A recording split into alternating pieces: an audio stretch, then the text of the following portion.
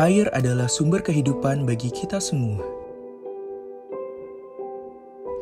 Sebuah air dapat dikatakan tercemar apabila air tersebut sudah berubah, baik dari warna, bau, maupun rasanya.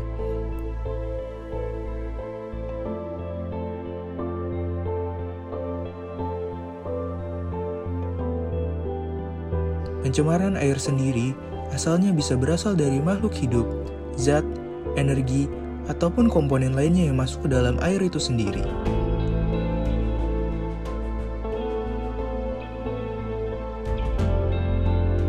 Air sendiri sangat rentan terhadap polusi. Hal ini terjadi karena air adalah pelarut universal yang mampu melarutkan lebih banyak zat daripada zat cair lain di bumi.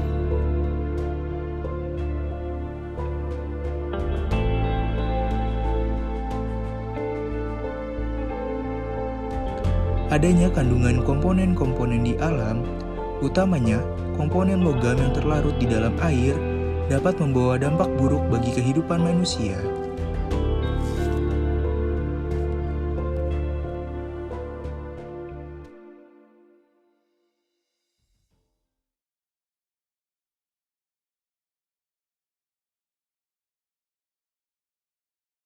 Assalamualaikum warahmatullahi wabarakatuh. Selamat pagi, siang, sore, atau malam kepada dosen mata kuliah analisis pencemaran lingkungan. Kali ini saya, Rehan Adista, selaku perwakilan dari kelompok absen akhiran 3 dan 8, izin untuk mempresentasikan hasil kerja kelompok kami, yaitu ujian akhir semester soal B, mengenai bilangan permanganat, logam terlarut, dan besi terlarut.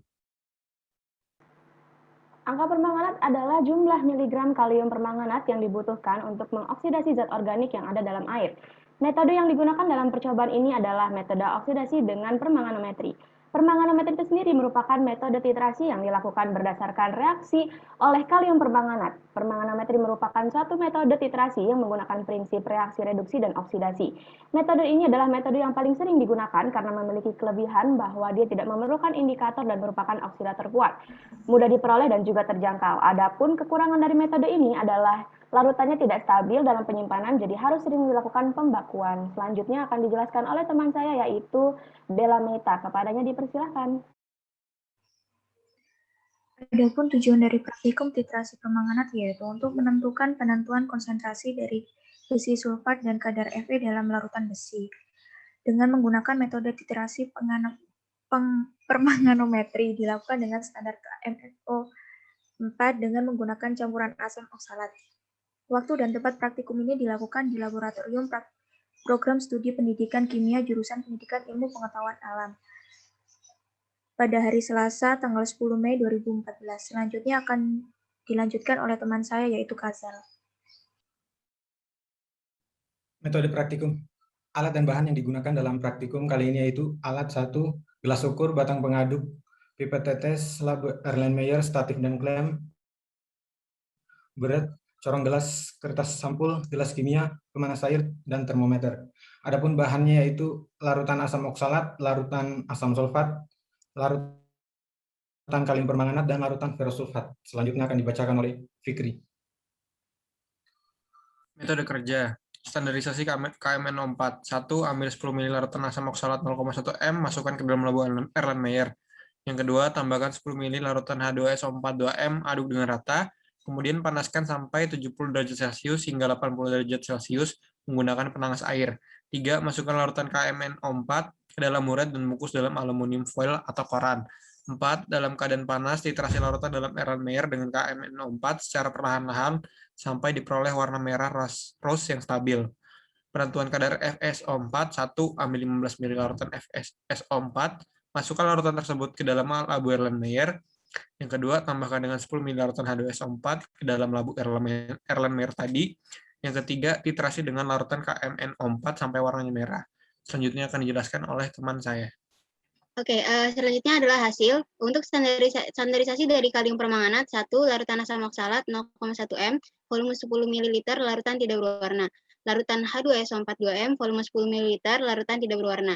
Larutan asam oksalat plus larutan H2SO4 2M, larutan tidak berwarna, suhu pemanasan larutan 70 sampai 80 derajat Celcius. 4. Larutan yang sudah dipanaskan tadi diterasi dengan larutan KMNO4, larutan berubah warna menjadi warna merah rose pada tetes ke 74 tetes, 3,7 ml.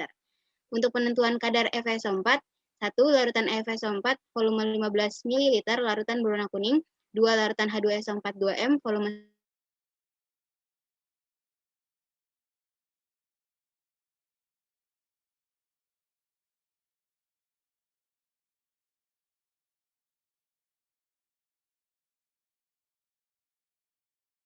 2,4 ml. Selanjutnya akan dijelaskan oleh teman saya.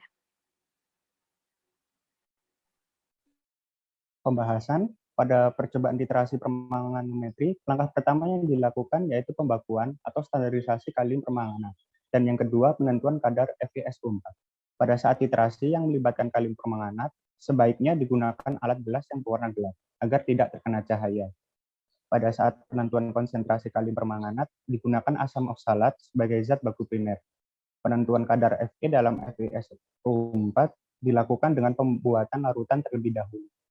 Larutan FeSO4 yang ditambah H2SO4 kemudian dipanaskan. Tujuannya untuk menghilangkan kadar zat lain yang terkandung di dalam larutan. Selanjutnya dilakukan titrasi dengan KMN4 hingga mencapai volume tertentu yang dapat ditandai dengan perubahan warna menjadi merah rose. Setelah perhitungan didapatkan, molaritas dari KMNO4 sebesar 0,27 m dan FeSO4 0,04 m. Sedangkan massa FeSO4 yang diperoleh sebesar 0,091 gram dan kadarnya sebesar 2,63%. Selanjutnya akan dilanjutkan Nisa.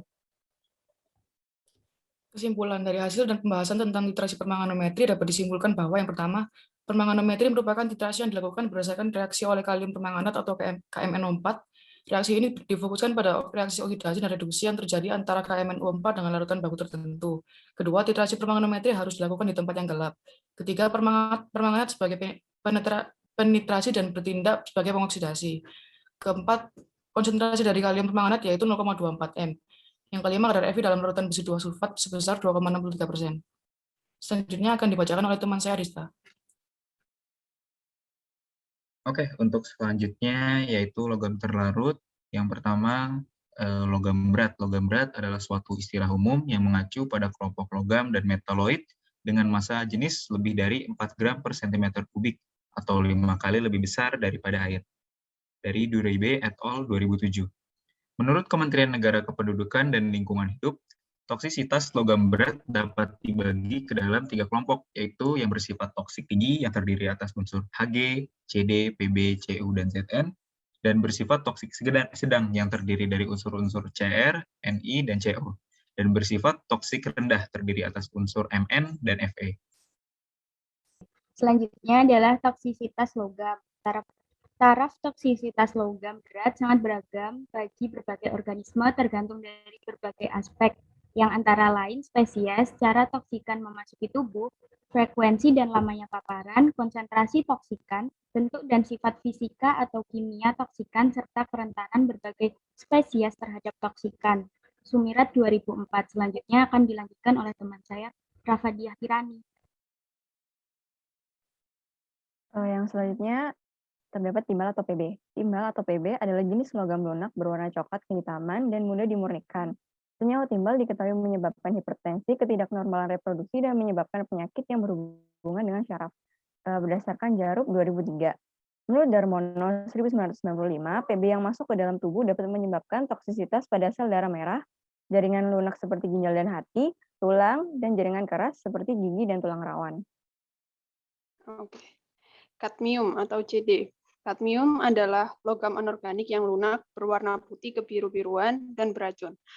Keracunan kadmium ringan dapat menyebabkan perut mual, muntah-muntah, diare, luka hati, shock, dan gagal ginjal, sedangkan keracunan berat menyebabkan sakit ginjal, liver, tulang rapuh, dan kerusakan sel-sel darah, menurut Jarup 2003.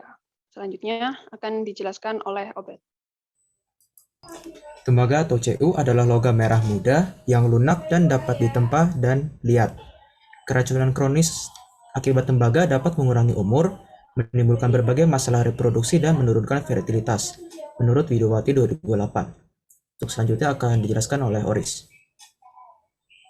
Logam berat memiliki kerapatan yang relatif tinggi dan bersifat toksik memiliki pada konsentrasi yang rendah.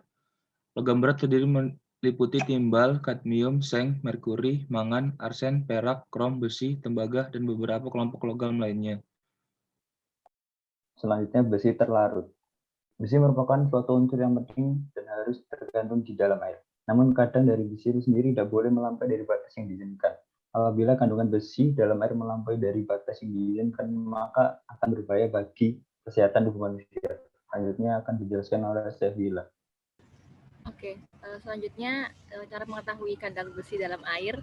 Salah satu cara yang bisa digunakan adalah dengan menggunakan metode spektrofotometri dengan alat spektrofotometer. Dengan memasukkan air sampel ke dalam alat spektrofotometer, kemudian secara otomatis alat tersebut akan mendeteksi kandungan besi dalam air dengan melihat tingkat kekeruhan dari air tersebut. Selanjutnya akan dijelaskan oleh Felix. Berikut adalah gambar dari alat spektrofotometer. Selanjutnya akan dibacakan oleh Mbak Silvi. Hal apa saja yang diperlukan untuk melakukan pengujian, yaitu ada alat yang pertama ada spektrofotometer, Erlenmeyer, dan lain-lainnya. Lalu ada bahan, yaitu sampel air, blanko, dan lain-lainnya. Selanjutnya dijelaskan oleh Arlisa.